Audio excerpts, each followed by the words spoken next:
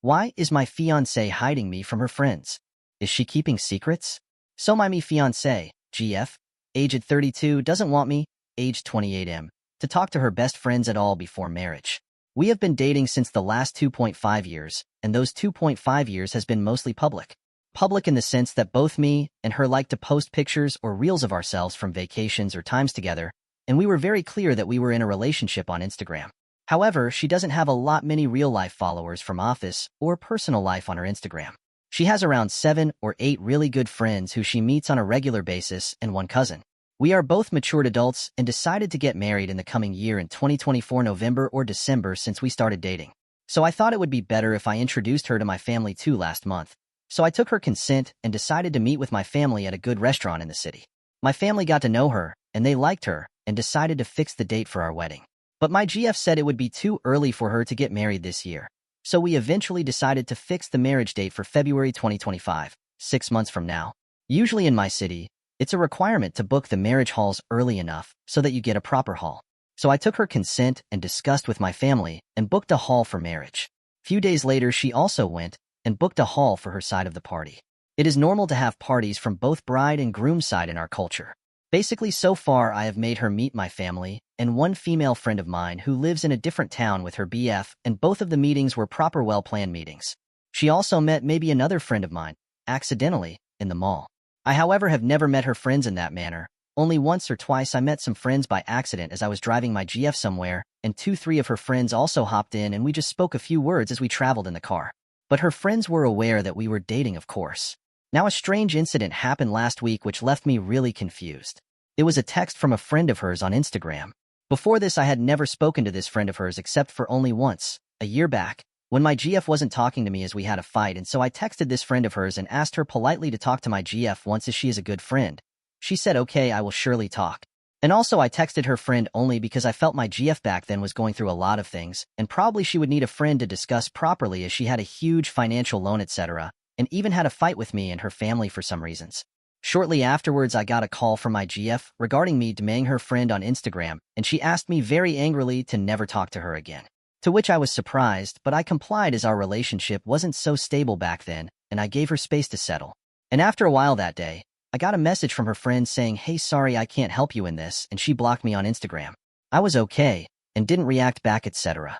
So this was last year's incident. Now this same friend texted me suddenly last week as she was not able to reach my GF over call, and she was tensed as what was going on. I politely replied back saying, hey, she's alright, probably busy with office work. I will inform my GF that you were trying to reach her. I called my GF and said her friend called, to which she was like, oh Lord, what? Why does she have to text you? Please block her on Instagram. I found it very weird to block that friend and immature at the same time. So I told her I won't. So my GF told me that if I want, then her friend will. Few moments later, I saw I was again blocked on Insta by her friend. Actually, this time around it made me a little angry, and I ended up texting her on her other Insta handle and told her, hey, how are you doing? I didn't like what you just did, and this is not a very respectable way to talk to someone. I also wrote, if your husband has some self-respect, he should also not text my girlfriend when you guys are having issues. Then she replied saying, hey, my husband, me and her were in her life much before you came to her life. After which I politely explained that I didn't mean to break their friendship and only wanted to make their bond better, and just felt disrespected for being blocked twice when I wanted to just talk to them once, or get to know/meet them. So she didn't reply to this and informed my GF, and my girlfriend again came out angrily and was very angry with me as I referred her friend's husband. I felt that was the only logical way to express myself. I was serious about her and made her meet my family and friends.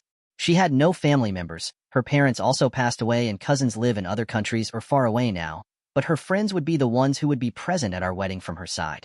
So I expected her to take me a little more seriously and maybe not ask her friends to block me, at least on Instagram. She often visits this female friend's house, and sometimes they have sleepovers, and sometimes even parties with this friend and her husband in their house, birthday parties, or some other reason. I never got to properly go out or meet any of her friends in a official go out/meet kind of sense. I expressed her couple of times that your friend brings her husband and baby along in group meetings sometimes, so maybe I can also go along and meet them once. But she is strictly against this, and this blocking incident recently is seriously bothering me. My GF says my ex-boyfriends had bothered my friends earlier as well, and I don't want these things to happen again. But this probably would have made sense to till maybe like a year back, but now we are gonna get married in 6 months. Even now she's hesitant, and says she will introduce me to them only after marriage.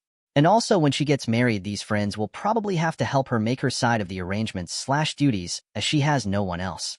So I needed to talk to them as well for our upcoming wedding preparations. I haven't spoken to my GF since the last 2 days because of this, and she also is saying she is unsure of the marriage now after I expressed this desire to meet her friends, and she says that I will be controlling in nature in the future. I feel she will text me or call me back soon. Am I asking for the right thing by asking her to introduce me to her friends? What should I do? TLDR. My fiancée doesn't want me to meet or interact with her friends, even on social media, but we have already dated 2.5 years, and I made her meet my family 2 months back and also my friends. My GF often visits her best friend's house, and sometimes they even drink and party, and her friend's husband is also around, obviously in the house. My fiancé also does same sleepovers or alcohol parties with another friend couple of hers who are not yet married. I find it weird because she never lets me interact with her friends, even made a friend of hers block me last week because she texted me. I have raised this concern with my fiancé and said I think I should get to know your friends at least once now that we have wedding in 6 months. But she is reluctant and says I can only meet them after our marriage. What do you think I should act next? Top comment by, what do they know about her that she doesn't want to take the chance that they might slip up on and mention to you? Answer from OP. Yeah, that's what I have been thinking all the time. Update. So few days back I, 28M, posted about how my girlfriend, 32F, asked one of her best friends to block me on Instagram. It's not been long since the blocking incident, but today I just got surprised to learn that my GF's mother, who she always has been referring as dead, is not really dead. So few weeks back the girl, her best friend, who is already married with 1 kid, just texted me to know the whereabouts of my GF as she was not able to reach her. My GF on knowing that instantly asked me to block her and I refused, but she then made that best friend block me, and the rest of the story is already there in the previous post. Since then I was not able to trust her. My GF has always been telling me that there is no one in her family. She said she was a single child and both her parents have passed away. She used to go to her countryside home every 3 to 4 months to visit her aunt who she said was the only person living there, but it always seemed a little off. And every time she used to go there she used to stay for at least 2 to 3 days. There were other things which seemed off too, like whenever she used to get a phone call, her contact name used to show as Dad Ho, and a lady used to speak from the other end who she always used to refer as her aunt. My GF has already met my parents, and we were supposed to get married in the coming February. My parents were hesitant about our marriage because they also didn't like this secrecy and the fact that my GF asked her best friend to block me. I just thought it to be generational differences and was trying to make my parents understand that maybe it's not that big a thing. But still my parents didn't like this relationship, and one day last week, they just went near my GF's office and asked a colleague of hers if she knew about her parents. But that colleague didn't know a lot about her family. I know this was not a right thing to do by my parents, but probably they could look at the suspicious things from an outsider's perspective, and they just wanted to keep me safe. I tried to make them understand later that it's wrong to take these things in the professional space. They agreed not to ask there again, but also urged me to do proper research before taking a step towards marriage. So, I also tried to ponder upon my parents' POV and the whole situation from an outsider's perspective, and it was all making me grow impatient. My GF just wouldn't let me talk to any of her friends or relatives or follow them on social media. And the reason she used to give for not introducing to her family was that her family would never approve of her marriage, as intercaste/intercommunity marriages are still not quite accepted in some parts of India. But she always used to say how open-minded her parents were, and that her whole upbringing was very modern, etc., and used to cuss my family for being suspicious and backward, etc., and she also used to say if her parents were alive today, they would have definitely come for the marriage. My parents liked my GF initially when they met her first time, and were very happy about the marriage. My father even offered to sponsor the marriage expenses for her side, as she wasn't doing great financially. But they got suspicious when she even made her best friend block me. So all these combined made me very suspicious, and I decided to visit her countryside village house today just to check. I went there acting I was looking for someone else, and when I knocked the door, her mother came out. I know it was her mother because my GF showed photos of her mother to me earlier. It was truly like encountering a ghost. She looked like a fit and fine woman with a smile on her face and just looking like my GF. My GF and I are not talking properly since the day my parents went to her office. She called my parents crazy and whatnot for doing such a thing and was angry and said people of my community are clever/cunning and crazy and do suspicious spying on people, but never accepted that she said such a big lie to our family. And while I admitted to her that it was wrong to ask at her office, But it's not right for her as well to talk like that about my family when she was acting all suspicious, asking friends and family to block me and faking her mother's death.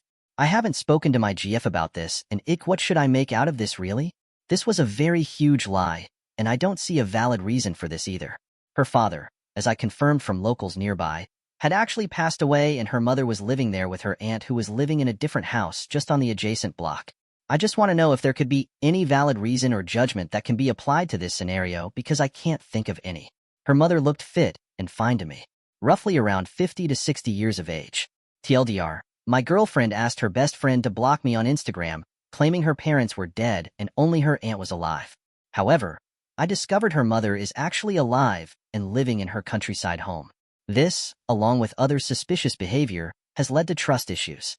Now, I'm unsure how to proceed, as my girlfriend refuses to introduce me to her family and has been dishonest about significant details. Editor's Comment 1.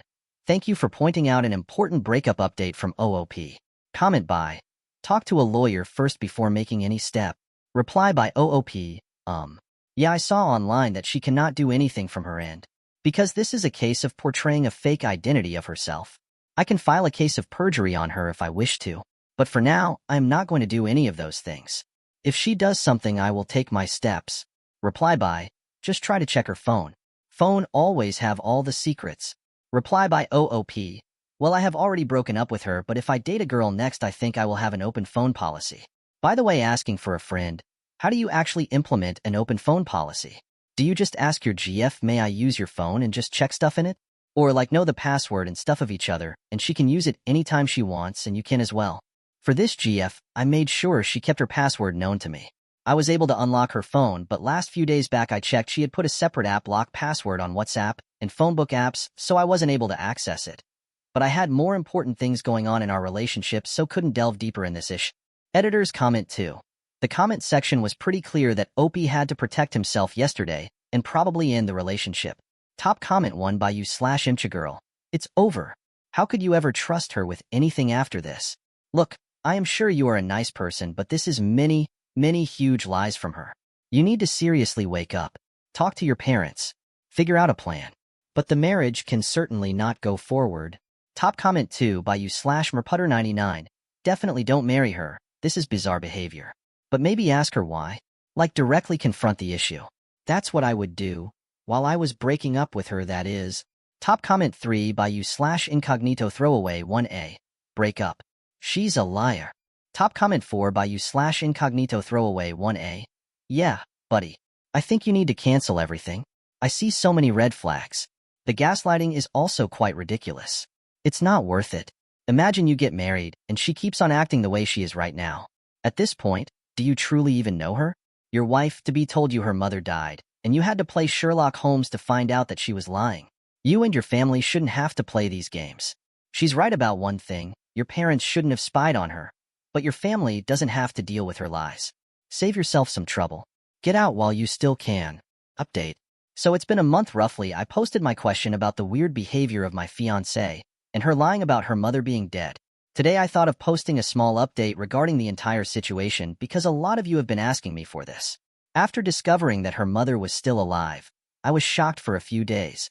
But gradually, I started to feel better, although I was still eager to understand if I had done anything wrong, especially because I had seen both the good and bad sides of her.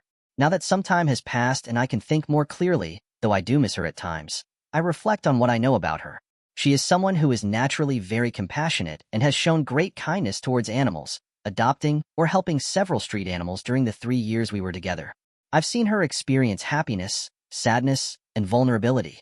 I've seen her good sides, but she has also been very harsh in her feelings towards my community, language, my parents, and even me. She clearly did things that were wrong, like discouraging interaction with her friends and lying about her mother being dead, among other things. Also, she lied to me another time in the past, which I consider the second biggest lie after the story about her mother's death. This happened one night when she arrived in my city a day earlier than planned from her village home. I found out because I had been calling her repeatedly. She said she wanted to surprise me, but we didn't end up meeting that day because she asked me not to come over, claiming she was tired and feeling unwell. Later that night, I called her multiple times, but she didn't pick up. The next morning, I went to her flat and discovered she wasn't there. A few hours later, She called me from a friend's phone and explained that she had gone to her friend's house because her friend's boyfriend had come to stay, and the watchman wouldn't allow another guy in the flat. So, they pretended to be family relatives to cover it up. I forgave her for lying that time and chose to trust her again. In hindsight, it was another significant lie. The second biggest lie during our entire relationship, the fake mother's death still being the first. About 7 or 8 days ago, I noticed her repeatedly posting WhatsApp updates about how she was treated badly by me, how she was subjected to loneliness, and how I broke up with her. During that time, I attended a party with some guys and girls, and I saw her posting stories that directly defamed me, even though we had already broken up and I had every right to socialize with whomever I wanted. That day, I messaged her after seeing her status updates, partly because I was angry about what she had posted and partly because I wanted to know the real reason behind her lie about her mother's death. She responded with a lengthy message, but to summarize, she listed the following reasons. 1. She said she lied about her mother being dead because her mother never got her due respect in the past relationship.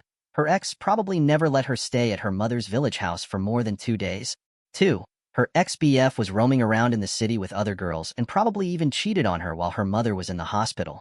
3. She thought her mother would get proper respect if she lied about her mother being dead like her expired father who was treated respectfully after his death according to her. None of the reasons she gave seemed serious enough for me to believe. I pointed out that about 90% of her reasons were related to her ex-boyfriend and asked her why she had to lie about her mother, especially since I had always been supportive regarding her family issues. I told her that her explanations didn't make any sense to me at all. She later told me I was wrong to say she has narcissistic personality disorder. I told that to her once earlier because she never feels sorry and does gaslighting to hide her own errors, etc., and I read online that this could be symptoms of NPD and asked her to get expert help on this. She said she had consulted a psychologist who diagnosed her with CPTSD, which can cause narcissistic traits at times. Even so, I don't see how that justifies creating such a complex story about her mother to deceive both me and my parents, even going as far as to give a specific date for her mother's death anniversary. She was also upset with my parents because they found the whole situation suspicious and started asking questions. Although I feel bad and believe she may be dealing with some behavioral disorders, I also suspect there is a deeper, more complex secret, whether it's hers or her family's, that has led to all these stories. In my last conversation with her, I made it clear that, regardless of what she says, we are not in a position to restore the marriage. I don't want to hurt her by doubting her, nor do I want to hurt myself. Trust is something that cannot be rebuilt after everything that's happened. So I asked her to just tell me the truth. However, nothing substantial came from her that I could consider. TLDR, my GF has not been able to give a proper valid reason for faking her mother's death for 3 years, and I've decided to move on with my life without her, as there's no way forward in this situation. Top comment by you/Noisy Truffles. Sounds like it's time, cut all ties with her. You're right about narcissistic personality disorder. I have childhood trauma, but I don't go around gaslighting my partner to manipulate them. Don't even bother getting the truth at this point. She will never tell you because even when your relationship ship was on the line, she still spouted lies or half-truths. Reply by OOP. This is what I was thinking all the while. Even when the relationship was on the line, she still spouted several lies and serious lies or half-truths. That may be her nature, or she might consider these things to be less serious, but I have already expressed discomfort to her several times and never seemed like she understood. Another interesting comment by you/Repulsive Worker 3636. Dud, the biggest problem here isn't lying about her mother. It's hiding you from her friend group and never introducing you to anyone she knows. I'm a bit paranoid, but I think it is one of 2 things. 1. She, her friend, and her friend's husband had or still having a thing going on between them. 2.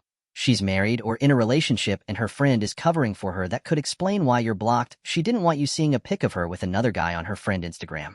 Her excuses doesn't make sense about telling you her mother is dead if she said her mom was abusive.